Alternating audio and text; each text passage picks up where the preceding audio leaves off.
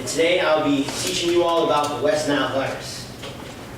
Today I'm going to tell you about the history of my disease, the virology, which is basically the viral structure, the transmission and contraction, some symptoms, treatment, and how one can recover, some preventive measures for my disease, my experiment regarding a species of bird called the house sparrow, my conclusion, and later on I'll open the floor for any questions, comments, and constructive criticism. So now I'm going to talk about the history of my disease. So the West Nile virus can be traced all the way back to ancient Kemet, which is a more formal term for ancient Egypt. But the earliest scientifically reported case was in 1937 in the West Nile district of Uganda in one woman. And since then it's spread all throughout Africa and the Middle East, with several epidemics in Israel in 1951 and 1957. And in Egypt, there was an epidemic lasting from 1951 to 1954. The disease did not move to the United States until 1999. It first arrived, and there were very few cases in the Queens borough of New York. This happened due to vector migration, which I'll talk about later. And in the United States, there was an outbreak in 2004. I'm going to talk about the viral structure of my disease. West Nile virus is an RNA flavivirus, and the flavivirus is commonly found in mosquitoes. And the flavivirus also is the viral structure of several other diseases, including yellow fever, dengue fever, and encephalitis. And this is a picture of basically how the virus is under a microscope. It's circular. And now I'm going to talk about how one can get the disease.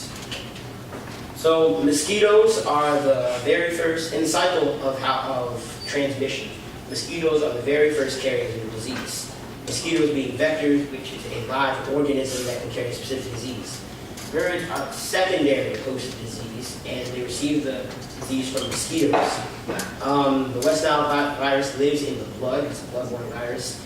And during the 21st century, the more common ways of getting this disease are via blood transfusion or an organ transfusion. And a few sources I did come across, it said that an infant can contract the disease via breast milk from someone who already has the disease. So this is an image depicting the cycle of disease. It starts off with the mosquito. The mosquito proceeds to bite a bird, and the bird now has the disease. And another non-infected mosquito may come along and bite this bird, now contracting the disease via the bird's blood. And that mosquito can now transport it to any mammal or any human that it so chooses to bite. I'm going to talk about the symptoms, treatment, and some recovery. The West Nile virus isn't as dangerous as a disease as it used to be. There's a very rare chance of getting symptoms. Only 70% to 80% of people go without symptoms. The virus just live inside them dormant. But if one does contract symptoms, they're very minor. They're flu-like symptoms. This includes headache, nausea, vomiting, fever, rash, and diarrhea. And there's a 14-day incubation period for my disease. And the recovery is very limited. Some more severe symptoms, they only occur in about 1% of people, 1% of patients who contract the disease. This includes paralysis, encephalitis, meningitis, confusion, and stupor. And there's a small chance of recovery for one who contracts these symptoms. And immunocompromisation can also happen if you contract the more severe symptoms of the West Nile virus. So for treatment, there is no vaccine for my disease. There's very limited treatment. One can take painkillers if necessary for joint pain that comes the symptom. And there are various West Nile virus antibiotics that are moderately helpful, but they only deal with the minor symptoms the best. So if you want treatment, you really have to get it when you start to display more minor symptoms. And for one to recover, the virus can be neutralized or you can leave the body on its own. And it takes about 1 week to a month, so it lasts about as long as a flu or a cold.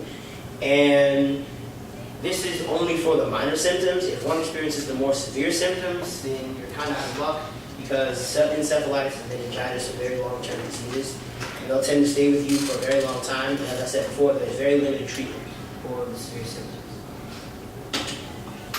And now I'm going to talk about how one can prevent contracting the West Nile virus. So since the West Nile virus, its main vector is a mosquito, you want to limit all contact with mosquitoes. Which basically means you want to use insect repellent and wear longer sleeves when the weather permits. And you want to eliminate stagnant water. This is the most important preventative measure, I believe, because mosquitoes tend to lay their eggs in stagnant water, and stagnant water meaning water that's just laying around, maybe in your bird bath and a bucket that you use to collect rain. And those are just the prime places for mosquitoes to go and lay their eggs. And you want to keep there from being as many mosquitoes, so what you want to do is you want to eliminate any stagnant water. Just pour it out, that usually helps. And the problem dispersal of dead bird bodies. Dead bird bodies can carry the disease because mosquitoes tend to go around a dead bird and try and suck whatever blood is left. So you want to call animal control or a specialized person who can dispose of the bird remain properly. Now I'm going to talk about my experiment. So just a little background on my experiment. It was conducted by some scientists named Sarah Wheeler, Megan P. Vineyard, Leslie Woods, and William Risen. And just a little bit of background and vocabulary. An antigen is a foreign body that can trigger an immune response. An antibody is a body that reacts and defends against antigens. And the house sparrow was the type of bird used for this experiment, and it can build up the West Nile virus antibodies much faster than any other species of bird or animal altogether.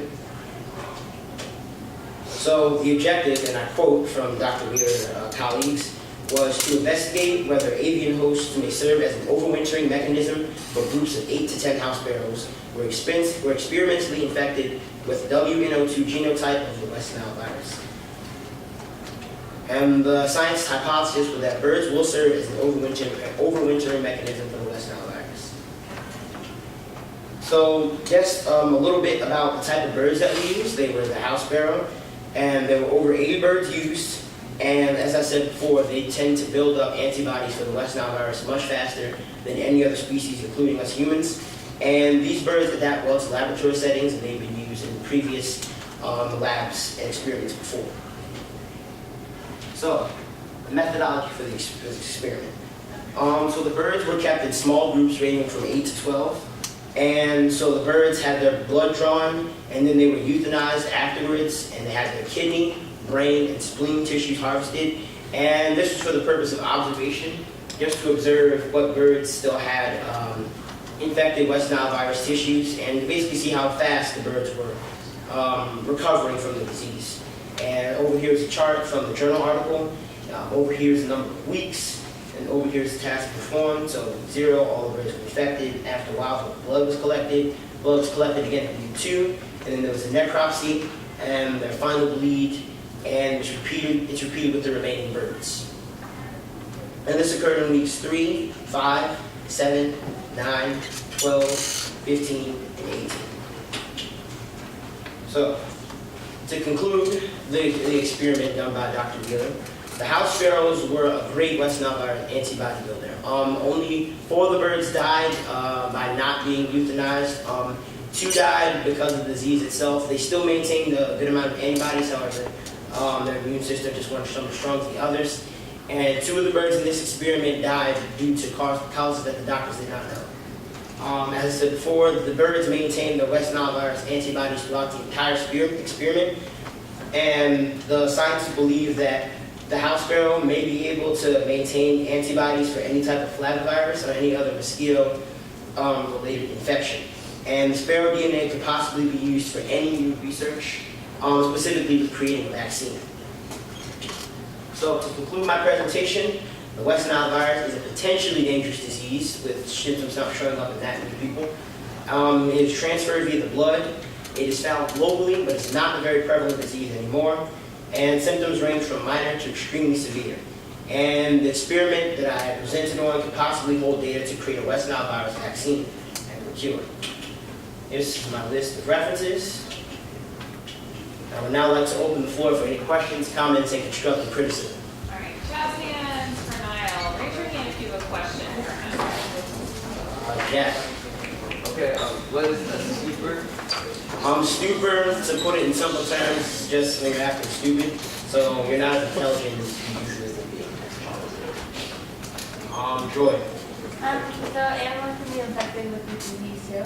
Yes, but animals can be infected. However, animals and humans can't transfer the disease to anyone else unless another mosquito comes and bites them. So Yeah. are amphipods, are they immune to disease and only act as vectors? Or can they get Yes. sick? So they can't get sick? No. Jack. What does WNO2 stand for? WNO2 is a genotype of the West Nile virus, so it's the West Nile virus that is sort of experimentally tampered with in the lab. Tucson. You said 1% of cases develop severe symptoms. Is that 1% of total cases or 1% of the 20% that has symptoms? 1% of total cases. Ms. Janice? Because the symptoms are so closely related to the common cold and influenza, how would one know if they have the West Nile virus? Usually one can get a blood test and PCR, polymerase chain, not PCR. But any blood test will usually help. The doctor will test your blood for the disease. Because the flavivirus isn't a hard virus to spot, considering that it can be related to dengue fever, encephalitis, and yellow fever. So sometimes the doctor can't really always tell the difference between the other flavivirus diseases, but the doctor can definitely tell you if you have the flavivirus inside you.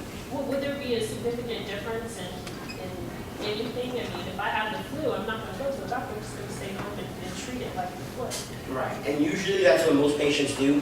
They tend to treat it like a flu because if you experience the minor symptoms, the statistics show that you won't really experience the major symptoms. So usually most patients do just go home and treat it like the flu. But if you're extremely cautious, people usually do go get a blood test. Tara. Do you know what specifically happened during the outbreak of 2004 in America? I do not know what specifically happened, but I do know that there were more cases than usual, and that's why I have research called an outbreak. Tori. Does the virus affect the mosquitoes when they're carrying the disease? No. Tucson. Please define overwintering. Overwintering. Okay, overwintering mechanism is basically a way for anything to persevere or overcome a specific setting. So the scientists conducted the experiment, thought the birds would act as a way to overcome the West Nile virus. Any other questions? Jazzians? All right.